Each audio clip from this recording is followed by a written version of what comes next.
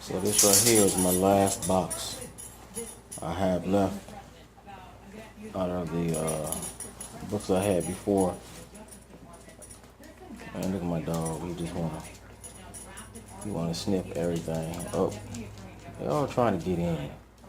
Anyway, see that it says heavy, right? So.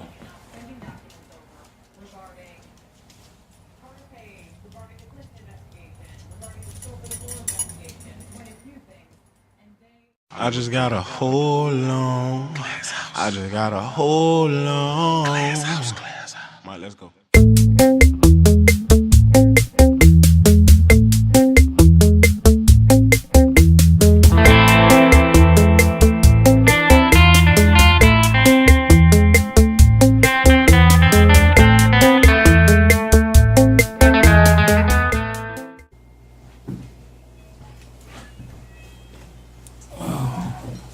How you doing, you guys? Well, just made it back to the house. Out and about, paying some bills off.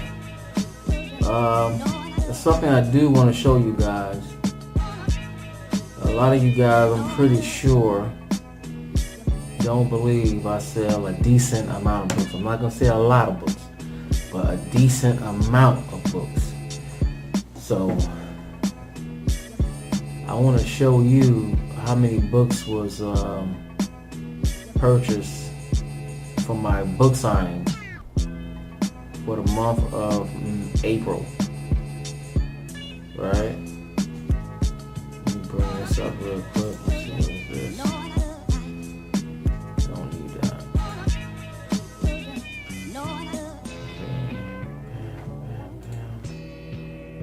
Don't need that. Okay. Let's see. They are running a promotion. See, and sometimes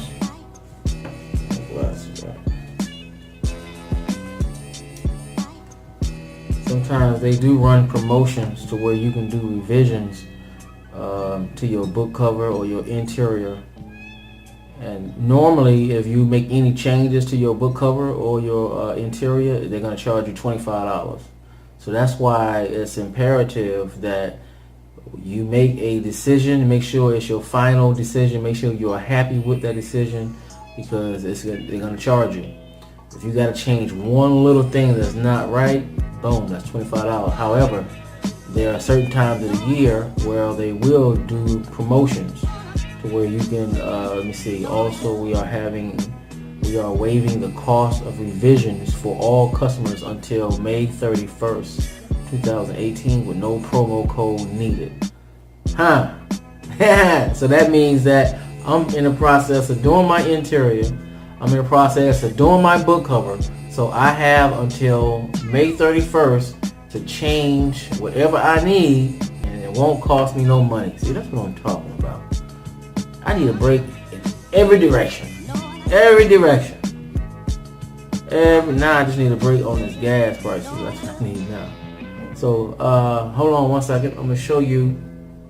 I want to cover up my account information. Hold on one second. Let's see. Okay, you guys. I am back. So now I'm gonna show you what my sales were for April. I mean, I've had better months. Well, retract that. I've had a better month so far, but I plan on having even better months than my last. Now, I'm gonna show you what my sales. Move units sold 444. 444. Now this says payment on your unit sales from our distribution partners. Ingram will report both print and ebook sales to customers within a week after month end and will pay within 90 days of the sale.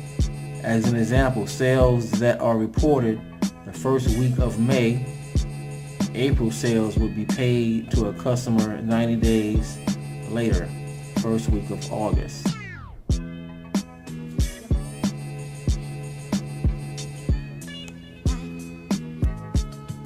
right here, where the mouse is right here, is where you see your promotion.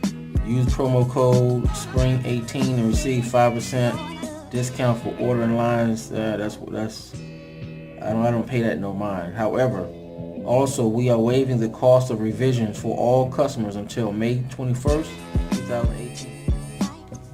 Now that is very important because that saves me money. I mean, $50, but you know, that's $50 in gas, $50 in food, on the road, all that. So now, 444 books. Now, that's a decent amount. Now, if I could hit 444 books every month, that would be perfect. But it don't always work out that way. And I'm going to tell you why. And this is the reason why. Now, if you do the math, right? 444, divide that up by 4 weeks in 1 month. So that shows you how many books I'm averaging, somewhere around there every month. So later on, I'm gonna go into a couple other things that'll help you out.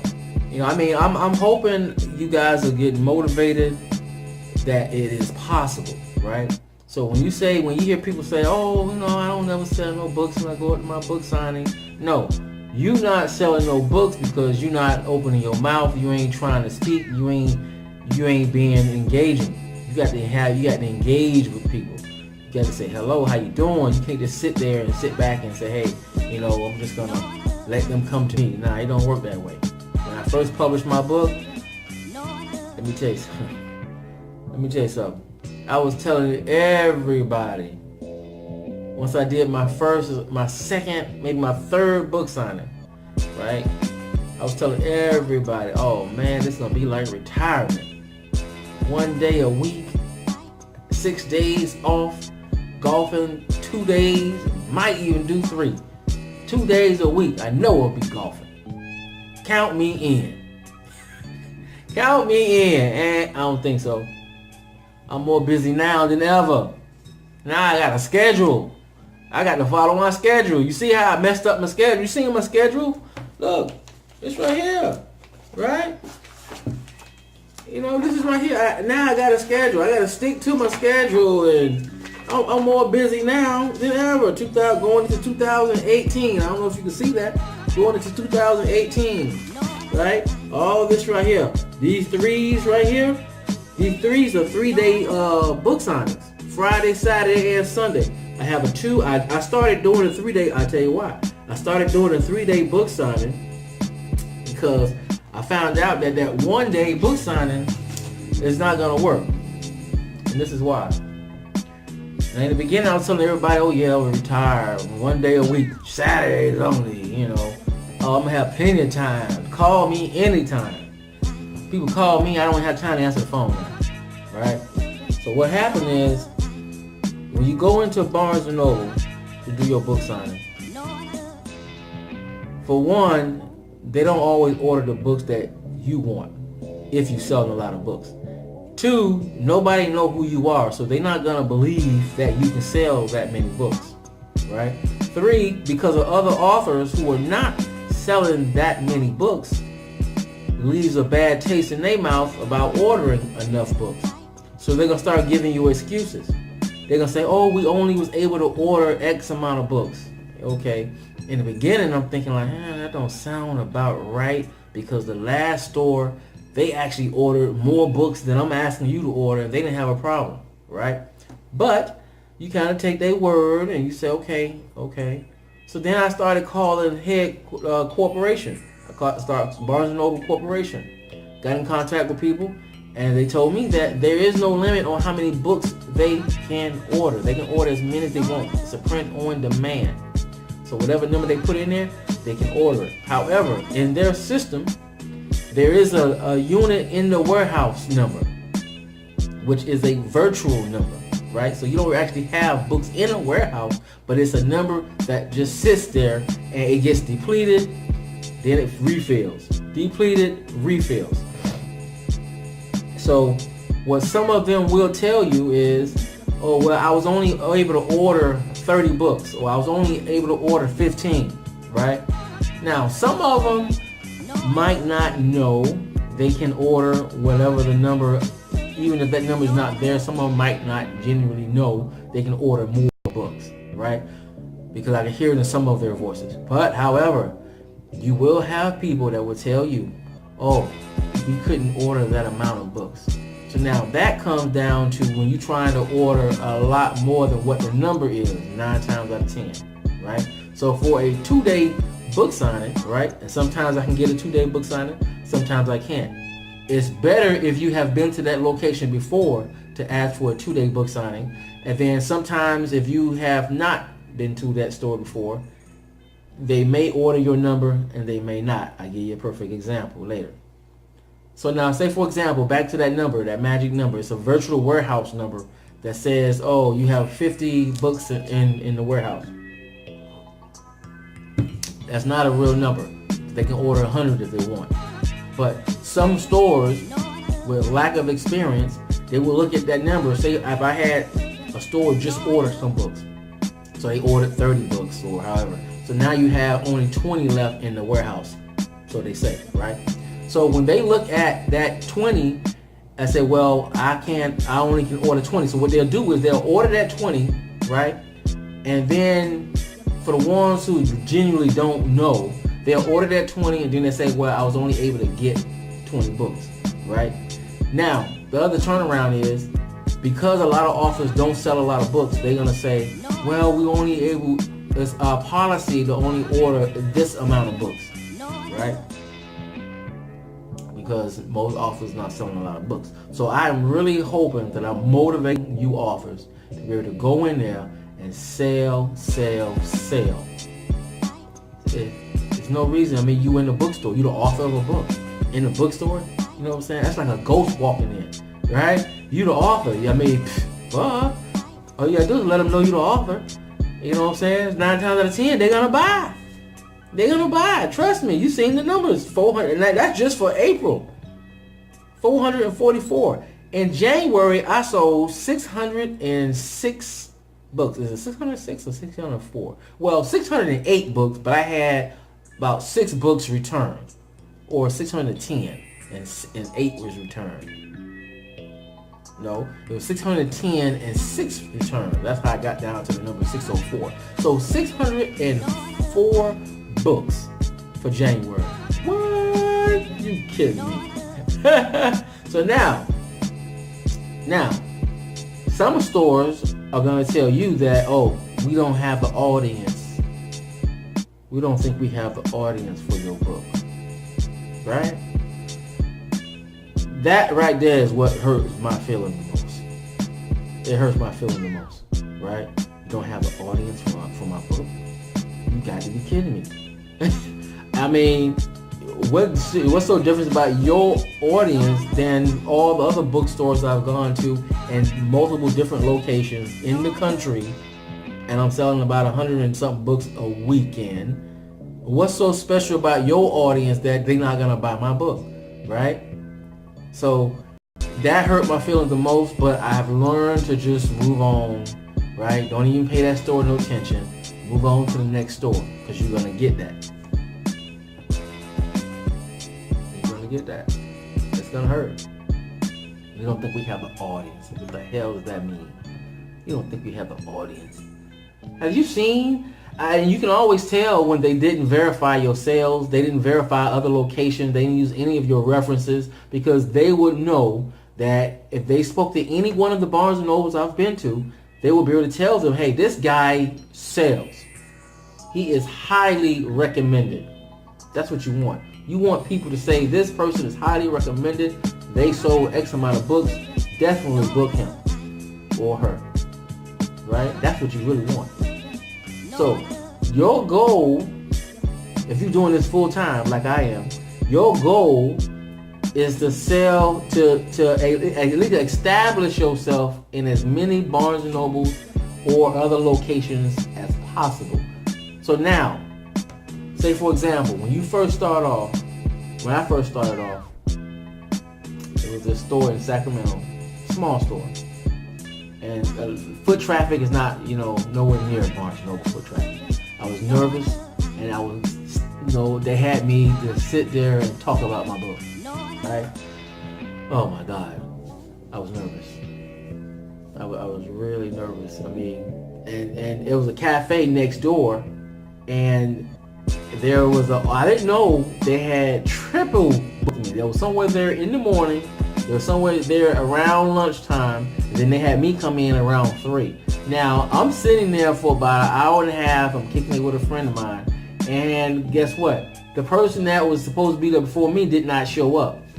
So that means that I could have been in there, but I didn't know no better. I could have been in the store selling books. Now, they didn't order a lot of books. They only ordered like 13 books, right? Why? Because, they don't expect you to sell that many, right? But they don't understand. I'm doing this full time. This is not no hobby. This is not something I just woke up and say, hey, you know what? I just want to see if I can just sell a book. No. This is the real deal. I do this for real, right? I treat it like it's the last breath, right? You got to fight for everything. You got to go in there and you got to impress them. You want them to say, hey, when can you come back? That's what you want. When can you come back? You let us know, we'll order your books. That's what you want them to say. So I think I've said enough for the day. I done started going on, and I get, being a self-published author it's no joke. I mean, it ain't no easy task.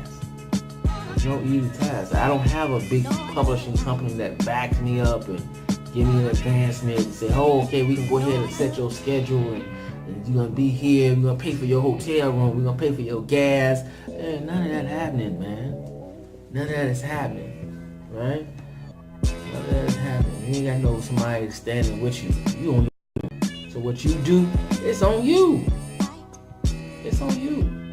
So one of my avenues is doing book signings, right? One of my avenues is doing book signings. Now, some people, oh, are you online and all that, right? But see, the thing is about online, you can put 25 books online and not make a dime, right? The reason for that is you have to promote your book. You have to promote your book. You just can't put your book online and say, oh yeah, it ain't selling, books ain't selling. No, you have to put your book in front of people. You have to learn. This is like a learning curve, right? This is something, if you only wrote and you never did nothing else, guess what? You got to learn how to promote your book. Learn how to market your book. Learn how to figure out what book cover will attract the most customers, right? So you got to learn how to do all this stuff. And if you don't have a team with you, you by yourself. Like me, by myself, right? By myself. So I don't have nobody got money that's going to say, okay, look, let's go ahead and do this. No, it ain't started off like that, right? So I had to take baby steps. I had to figure everything out. There was times where I would be on the computer and I'd be like, ugh, whatever. I just come back to this later. I'll figure this out later. Because you know what? I don't have nobody over me saying, oh, this is how you do this. Or let me do that for you, right? No, you're doing it the wrong way, right? So I had to figure all this stuff out. And that's what sometimes it takes. So I'm really hoping that I'm motivating you guys who can go out and start making this happen. Making this happen. I sell a book anywhere. Anywhere. I mean anywhere. Barnes and Noble. Bookstores ain't my only place. Right? Because I didn't start off in Barnes and Noble. I started off selling books on the street. Matter of fact, I'm going to show you a location. One of my locations where I first started selling books. And when I first ordered my first 50